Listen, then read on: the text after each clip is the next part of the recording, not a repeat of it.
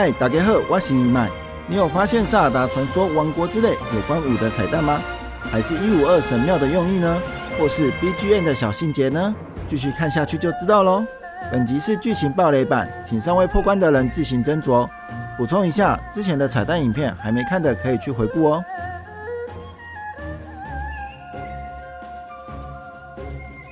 第一，手牵手。在任天堂的访谈中，制作人清早说过，手牵手是王国之泪的核心要素。林克所有的能力都是用手使出来的，也能用手开启特殊的门、宝箱等等，可以说处处都是以手为关键展开游玩。除此之外，不同于旷野之息的孤单感，王国之泪中和伙伴携手合作，一同解放神殿，直到最后伸手解救萨尔达的瞬间，也完美呼应开头没能伸手救到萨尔达的遗憾。而 BGM 当中也有加入拍手音演奏，仔细听。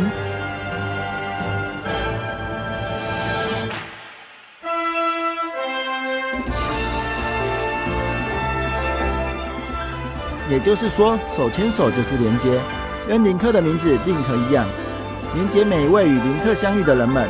而老鲁与林克也透过老鲁的手，连接海拉鲁王国的过去与未来，包含玩家跟玩家也因为各种手作黑科技，开启脑洞大开的讨论。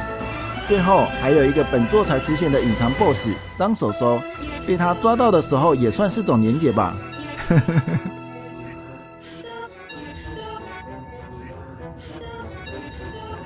第二，武的彩蛋。在刚才制作人访谈已经知道手是本作的游玩核心，在主线中需要帮助5位贤者，路途中也会遇到张手手，他也是武之。从旷野之息到王国之泪也是经过5年。什么？好像听到有人说旷野之息2017年到王国之泪2023年是6年才对吧？确实，就延期的结果来看是6年，但别忘了王国之泪原定是在2022年发售，也就是开发当时就预计5年后发售，只是在发售前，制作人清早为了让游戏最佳化，特地延期1整年，全心投入在细节的打磨上。所以正确的说，官方原本是计划5年后发售的。再来，游戏的时间点也是经过5年吗？这就要说到任天堂的另一款游戏斯普拉顿。之前在彩蛋影片也有提到，由于世界的时间流逝跟现实相同，所以在斯普拉顿1代发售2015年到3代发售2022年，游戏中的时间流逝也是7年。同理可证，王国之泪的时间流逝也跟现实相同，经过5年，这是不考虑官方有延期的状况。而游戏内的时间点怎么判断是5年呢？可以从小孩 NPC 的成长推测。首先是科科纳，在旷野之息的他像是7岁左右，来到王国之泪犹如12岁的小大人。而科科纳的妹妹普利科，经过5年，虽然身高变化不大，但心智稍微成熟一些，不再那么爱玩，就像曾经的科科纳一样，开始学习母亲的料理，想让努力工作的父亲跟姐姐品尝。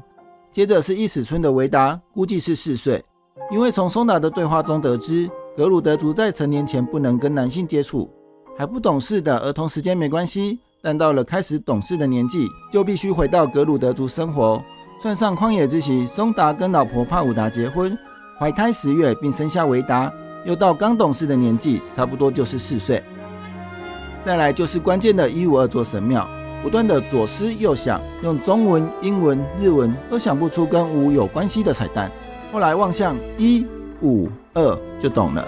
首先1代表1代旷野之息，2代表2代王国之泪，5代表经过5年，而5也代表本作的核心，能佩戴5个戒指的手，让林克从孤身一人的冒险变成与伙伴的一同奋战，解救海拉鲁王国，解救萨尔达。最后，以上有关5的彩蛋其实都是我的瞎掰，我脑洞大开所推测的。如果有人提到跟我一样的想法，代表他跟我一样脑洞大开啊。至于你有发现什么5的彩蛋吗？欢迎留言跟大家分享。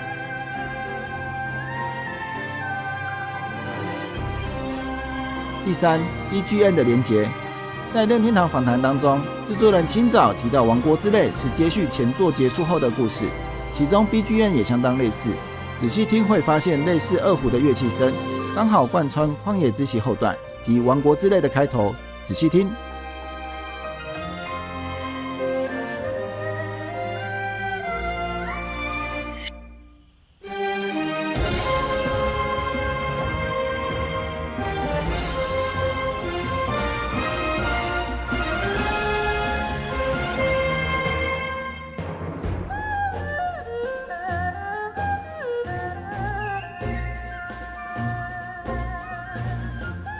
除了 BGM 之外，在访谈中，音效总监骆景也提到，环境音效采用新系统驱动，即使音效跟前作相同，但声音会听起来更有真实感。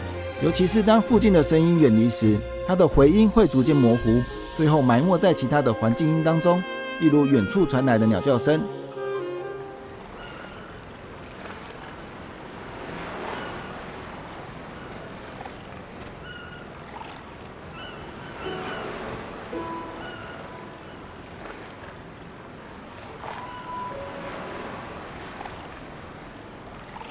这些有张力的音效，若闭上眼睛就仿佛身临其境。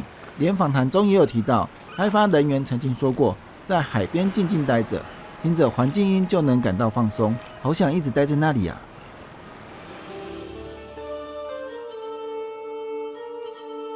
第四，海拉鲁等于京都。你知道神庙其实是京都地名吗？这个细节在中文圈玩家估计不会发现，但对于日文玩家来说非常容易发现。在游戏发售不久，就有日本玩家发现这个细节，并拿出京都地图比对。这里就举几个观光景点跟大家分享。首先是科洛格森林左上的奇卡科恩神庙，日文念作 Kikaku， 就是金阁寺 Kinkakuji， 原名其实是鹿苑寺，因为其神庙的外观贴满金箔，所以又有个响亮的别称金阁寺。往根格尔山的乔乔尼乌神庙，日文念作 Jojo-ni-u，倒过来念就是世界遗产二条城离究竟，拥有400多年历史，见证德川幕府时代的兴衰。再来是勇气之泉的吉屋可乌梅神庙，日文念作吉沟乌梅，倒过来念就是梅小路乌梅口吉。这里有著名的赏梅圣地梅小路公园，每年都会吸引许多赏花游客。接着是塞阿特诺岛的玛雅里伊纳神庙，日文念作玛雅里伊纳，倒过来念就是稻荷山伊那利亚马。这里比较知名的就是福建稻荷大社，其名景前本鸟居，鸟居的颜色为朱色，象征驱邪的颜色，也象征着稻荷神的力量。最后就是任天堂本部，位于京都市南区上鸟屿，地理位置就在稻荷山左方，在海拉鲁也是在左方。在达斯奇塔山的巴米托卡神庙，日文念作巴米多嘎，跟上鸟屿的日文念法卡米多巴对比，50音的排序似乎故意调换位置，但还能勉强认出。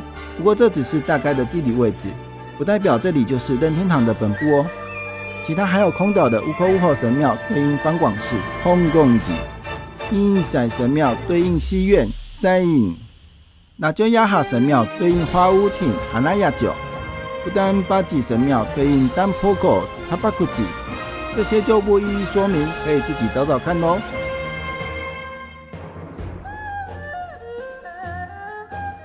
第五，圣地巡礼。还记得回忆中老鲁向索尼娅目前献上象牙花的地点吗？实际来到忘却神殿深处，也发现同样的场景。老鲁开启佐纳乌大门，进来会是魂石出现的场所。这里会有7块大石头，老鲁站在较矮的石头左方，而在水贤者位置后方有献上向阳草的石头。这其实是索尼娅的墓，即使经过上万年，没有任何人记得她的存在，但她依旧在这里守护着海拉鲁。而回忆中的老鲁身穿雷光服饰，唯有头饰不太一样。接着是回忆中的十之神殿，曾经待在海拉鲁大地。仔细看向地图，写有东部神殿遗迹。仔细对比桥的样式，似乎有点像。站在面对桥的大概位置，十之神殿位于左方位置，感觉就出来了。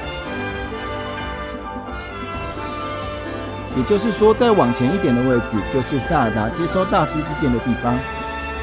来到萨尔达曾经站过的位置，这里的高低差也符合，只是几万年以来地形似乎改变，旁边并没有神庙的丘陵，湖水也已经干枯，可能是地形改变，湖水流向旁边更低洼的海利亚湖。但就位置来看，这里确实是曾经在地面的十之神殿遗址，你觉得是吗？以上是这次的分享，有任何问题再留言哦。我是义麦，下次见。